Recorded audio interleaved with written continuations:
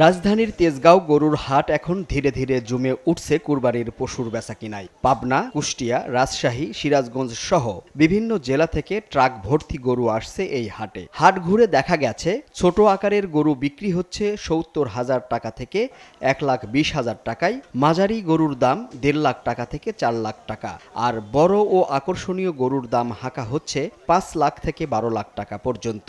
বিক্রেতারা বলছেন পরিবহন খরচ ও পশুখাদ্যের দাম বাড়ায় এবার গরুর দাম কিছুটা বেশি। এবার যেহেতু গোখাদ্যের দাম অনেক বেশি, যে কারণে যেমন ভুসির দাম অনেক বেশি, বিচুলের দাম অনেক বেশি। সিরাজগঞ্জ ইনায়তপুর থেকে এসেছি, আমরা ১৪টা গরু নিয়ে এসেছি। আর বাজারের পরিস্থিতি এখনো ক্রেতা আমরা আছি, কিন্তু ক্রেতারা আসে নাই, বিক্রেতারা শুধু যারা আছি। এখানে আপনার সর্বনিম্ন ১,০৫,০০০ আর উপরে ১০ লাখ পর্যন্ত আছে।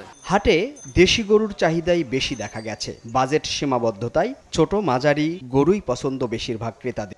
বাজার এখনো শুরু হয় না, লোকজন একটু দেখতেছে, মানে দাম দর শুনতেছে, এখনো বাজার লাগে না, হয়তো আজকে রাত থেকে কেনা বেচা কিছুটা শুরু হবে। যেই গরু আমরা গতবার নিয়েছিলাম ১,৫০,০০০ বা ৪০ দিয়ে, ওনারা এই গরুর দাম হাঁকাচ্ছে ২,৮০,০০০, ২,৪০,০০০, তো অনেক দাম চাচ্ছে।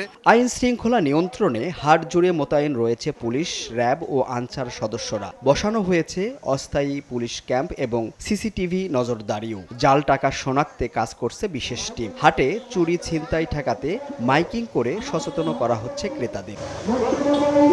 এদিকে হাটে পশুর সরবরাহ বাড়তে থাকায় আগামী ২ থেকে ৩ দিনের মধ্যে বেচাকিনা আরও জমে উঠবে বলে আশা করছেন ব্যবসায়ীরা। শাহরুল ইসলাম রকি, SA টিভি, ঢাকা।